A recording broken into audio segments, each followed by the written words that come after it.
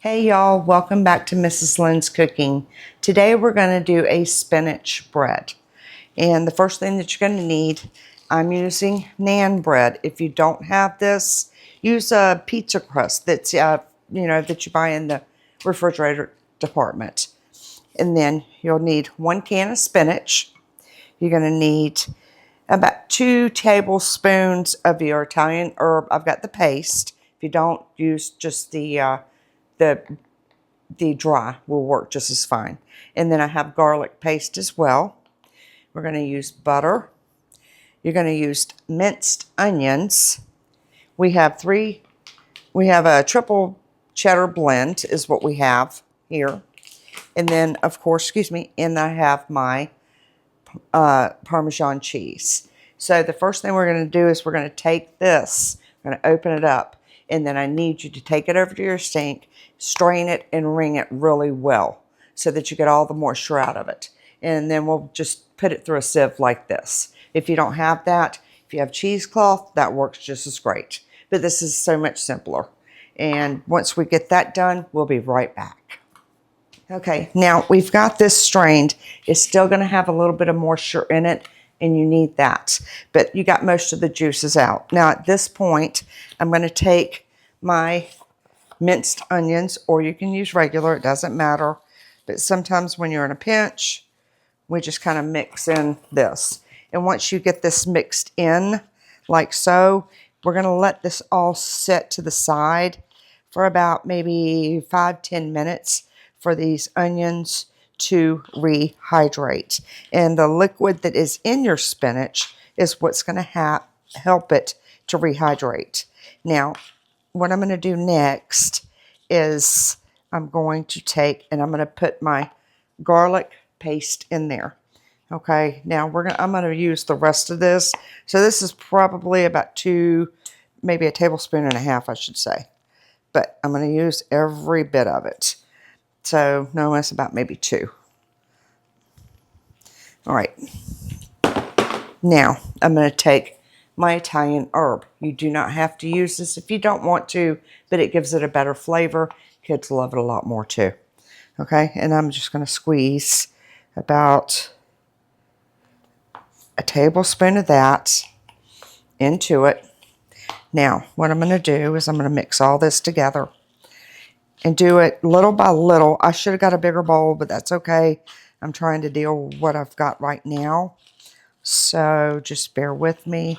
And like I said, we're going to mix all this stuff up together, and it's going to sit for about 10 to 15 minutes to rehydrate these onions. And you'll put your naan bread, just set it over to the side.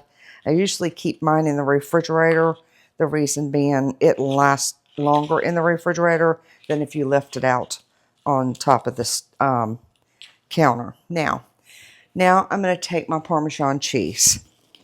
Normally I measure this stuff out, but I'm going to take I've got small hands. Okay, I'm going to say it's I'm going to do about a cup of the Parmesan cheese in here. And that should be plenty.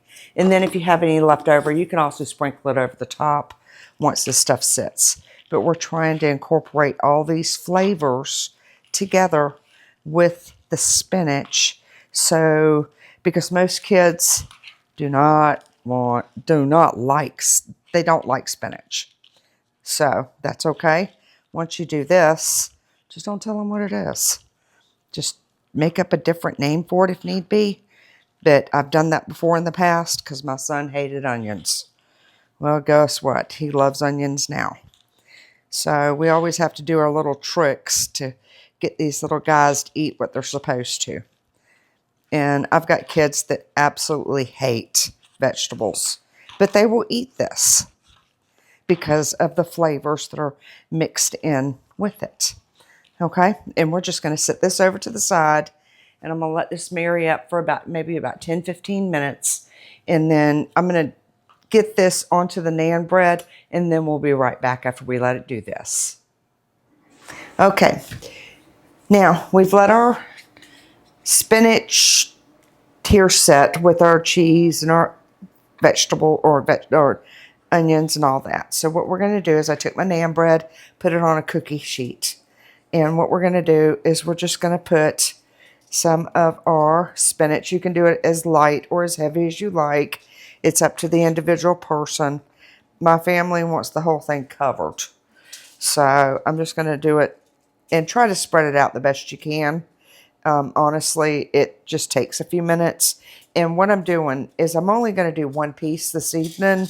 You can put it in the refrigerator and let the stuff sit overnight for a day or two. And then that spices from the garlic and all that will blend into this mixture and make it just taste oh so much better. So we're going to do it kind of like, I call them naan bread pizzas. I've done those before. And we're just going to do it like so. And then just a little bit more. Because if not, they're going to complain I didn't put enough on it. I can tell you that already. And then once we get this spread on here, and just use it with a fork, is much easier. Okay, and I'm going to set this over to the side. Now, what I'm going to do is I'm going to take my butter. I've let it thaw out a little bit. It's easier to do it this way.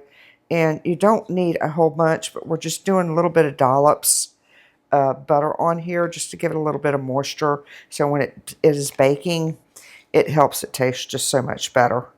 So let's get these on here. Sometimes they want to come off and sometimes they don't.